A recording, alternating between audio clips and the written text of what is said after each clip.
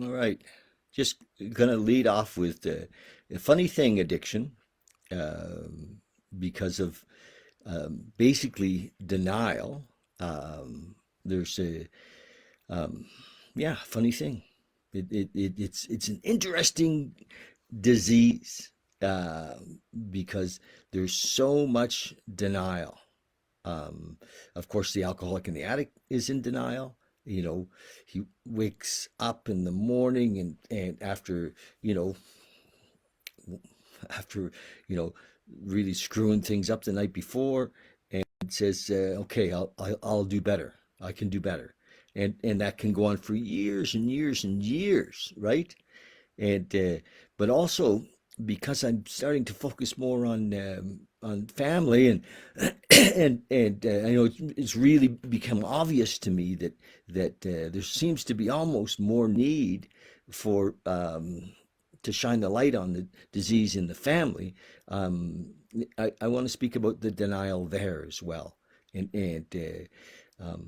yeah, denial, baby. It's a you know, we used to laugh and say, you know, that river in Egypt, you know, denial, and because it's so common, and it's easier to see sometimes with the alcoholic and the addict, you know. You know, they're in a courtroom, or they're going through their second or third divorce, or they've just lost another business, or they got the third or fourth impaired driving, and it's, you know, so the symptoms are like glaring, you know, and they can't see their kids, they haven't paid their alimony, they're all of those things that they're glaring, and they're still saying, well, feeling pretty good today. How are things? You know, um, and it's easy to see. We look at the alcoholic and the addict and we say, well, Jesus, he's friggin' crazy. He's got to be right. But with the family, um, even socially, you know, in our collective belief system, we often put the family in a victim position. Oh, poor lady, her son's such a mess, you know, poor wife, poor, you know, husband, his wife's, you know, such a mess, and so we put them in a victim place, and which disempowers them, which takes them out of the game to even look at, you know, and I don't know if you've noticed, but often people that we have in our lives, or even ourselves, it's harder to see in ourselves, we're in victim and we like it. It's kind of juicy. Poor me. Yes, you know, um, and you know, poor me. My kids are a mess. You know, so we go from one side of the coin where my kids are a mess. They're, you know, my son and my daughter, my son and are alcoholics and addicts and poor me, or we go to the other extreme, which is, you know, what did I do wrong? You know, which again is a, you know, or we say, you know, it's, you know, the hell with them. It's not my problem. And but we don't actually see that it's not just them, the addict and the alcoholic. We deny that we're part of it. We're like an ecosystem. A family's like an ecosystem, and where symptoms are showing in one part of the family, it affects all the family. Not, you know. So we all have work to do. We all have to, you know, do basically the same work. You know, have you ever tried to change an addict or an alcoholic by your own will? You know, to make them do something. You know, I mean, we do sometimes do like interventions, and that's a wake up call for the addict and the alcoholic, but it's also a wake up call for the whole family. And I know in my life, that when I remember my mother, um, sometimes being just insane, you know, like right off her rocker.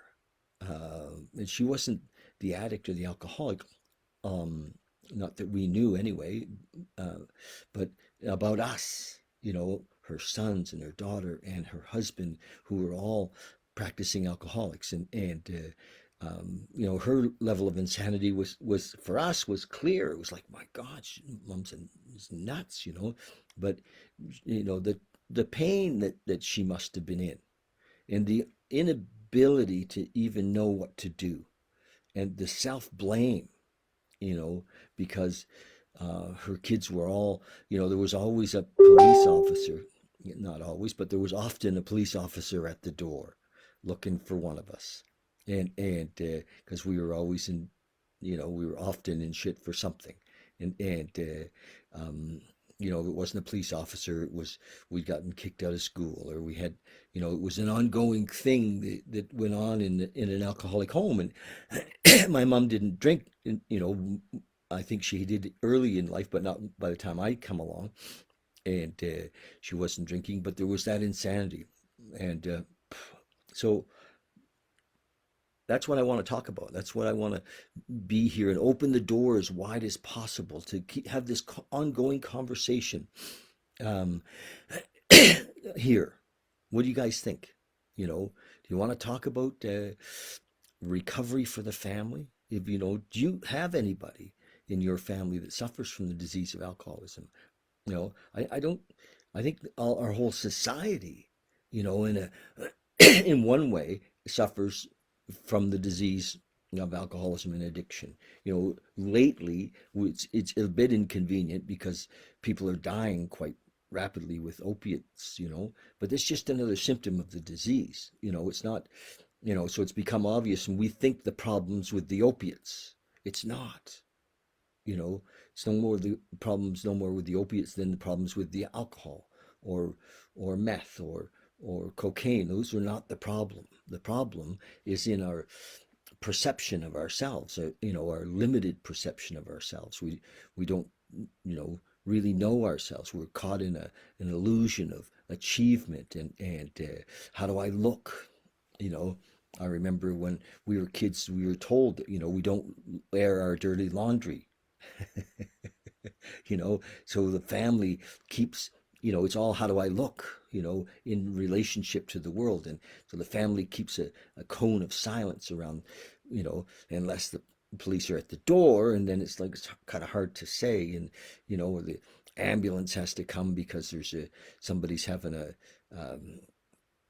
needs a to be resuscitated from ODing on opiates, which then it's harder to hide from the neighbors. But that's what we do, is we hide our stuff, and that shame keeps us in, you know, in the darkness, and that darkness is what's, you know, over the land to a great degree with the alcoholism and addiction. So, you know, my message is that we don't have to live this way. You know, we literally do not have to live this way. We don't have to live in fear. Come out, come out and share. You know, I was in a group last night, and which is more of a discussion group than a 12-step group, and you know, when we talked about what's the thing in your life where there's shame, you know, and it didn't go very deep last night, but I think we'll come back to it. I'm sure we'll come back to it, you know, and because I could see guys. It was a men's meeting, and guys were sitting there, um, um, and they didn't really want it. And it's like, holy shit, you know. I mean, because we all have these things that are buried. We say, no, no, we don't talk about that. We don't want to be judged, and I talked about a few things that I, you know, have through my whole life had shame about, and kind of aired them, you know, and one of them is, I'll share with you guys. Uh, uh, you know, I didn't go to high school, and it's interesting. As a kid, I mean, I was a full blown alcoholic at 15, so I didn't go to high school. I was school was, you know, not for me, and you know, school was not for me. So I think my door is locked and my buddy's here, but I can't let him in. Isn't that funny? Um, it is. I got one of my actually. Um, I'm going to send him to the back door, hang on a second, okay? Um, mhm. There we go. I'm doing some work today. I've got like three guys coming, and we're going to go deep into a chapter in the 12 step book called Alcoholics Anonymous. We're going deep into a chapter called We Agnostics, and to talk about our relationship with a higher power, and to help us discover a little deeper in what it is that we're doing here. So I'm going to read this. Got a little disjointed there. That kind of threw me off the phone call. Okay.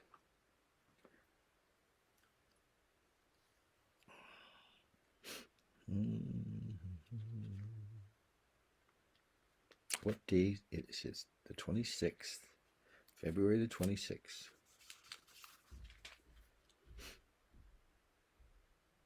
Okay.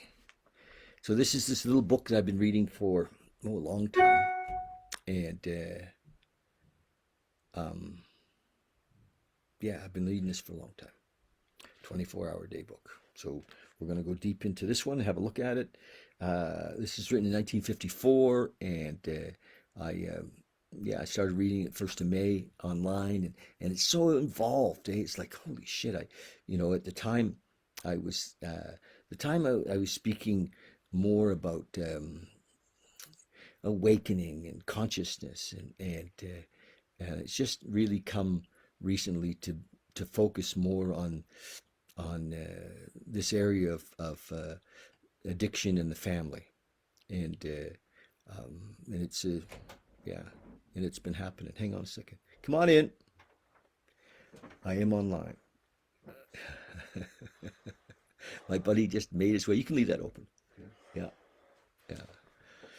So yeah, we've been focusing more on.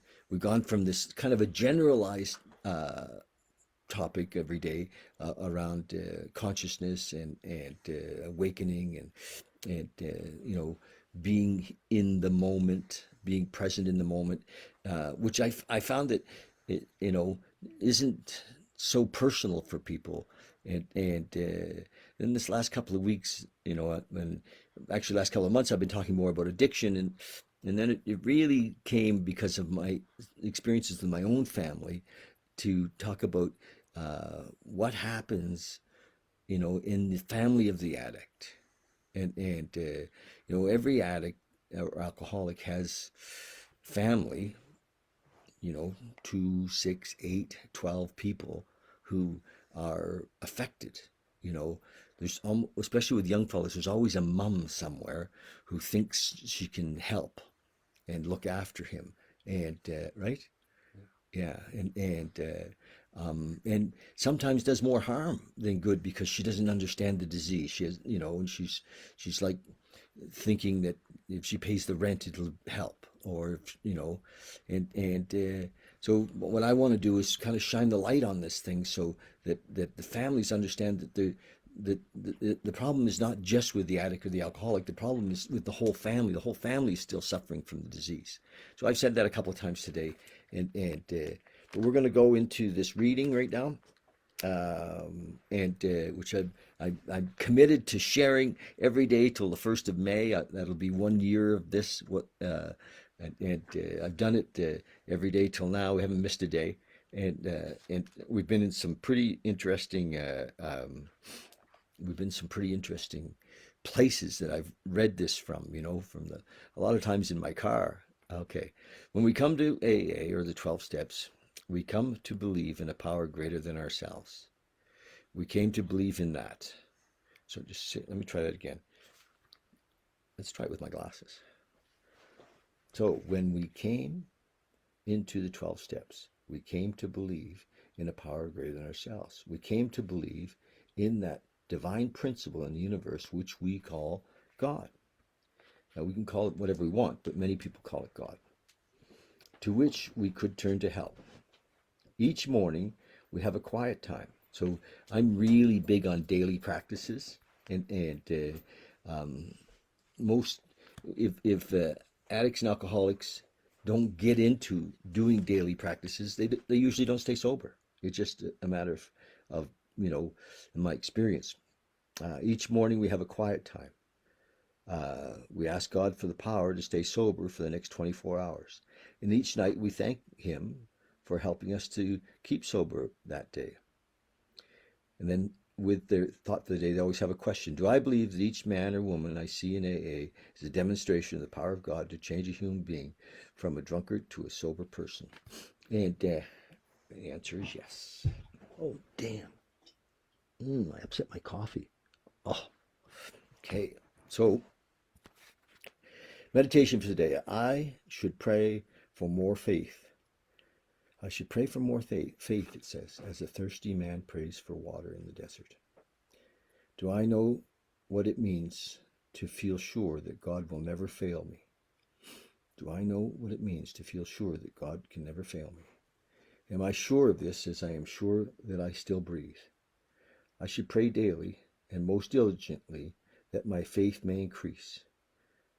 There is nothing lacking in my life because really all I need is mine. Only I lack the faith to know it. I am a king's son who sits in rags, yet all around me are stores of all I should desire. Wow, that's really beautiful. Prayer for the day. I pray for the realization that God has everything I need. I pray that I may know that His power is always available. Beautiful. Well, that's the thing. Now, usually what I do at this time in my kind of my morning thing that we're doing right now is a little meditation or a little quiet time, and we're going to do that. So just take a couple of minutes and join me for a short quiet time. Put your feet on the ground and just we're just going to sit. That's it. And I don't even like to call it meditation because as soon as I talk about meditation with my friends in recovery, they're like, "Oh my God, I don't know how to do that. I can't do that. That's too much. What do you mean meditation?" So let's just call it sitting, and we'll just sit quietly for 3 or 4 minutes, and that's the deal. It's not that complicated. We'll keep it simple, okay? So just close your eyes and drop into your body, to reconnect with your body. Just very briefly experience and kind of bring your consciousness or your focus to your feet and to your knees, just so you're just kind of being in your body, and to your hips, to your belly and to your back. Just bring your consciousness as it moves up your body into your shoulders, past your heart and your lungs. Now you're in your body, your neck, your jaw. Just bring your consciousness and your awareness, your focus into your skull inside of you, and just drop in there quietly. And come back to your breath. The breath brings us into the moment. Just breathe in through the nose.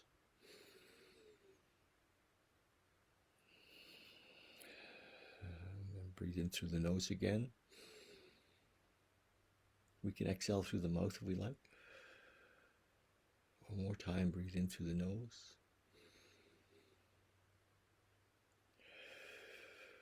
Breath and being conscious of our body brings us into this moment. Now that we're here, we're just going to stay here for a couple of minutes. If thoughts come up, just gently let them go. Just be here now.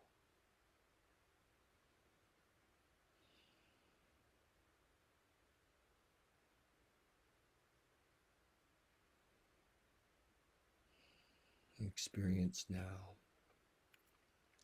in this moment.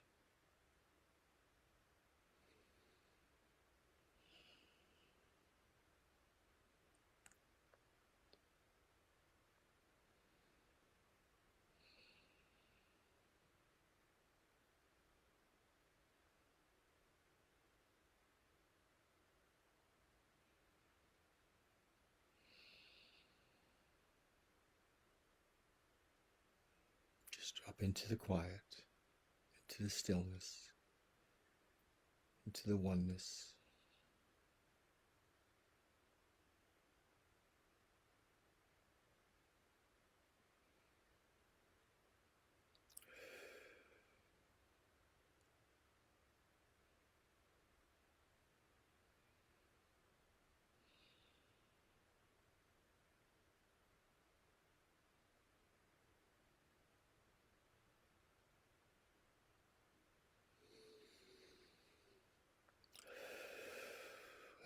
thank you very much. Thanks for joining.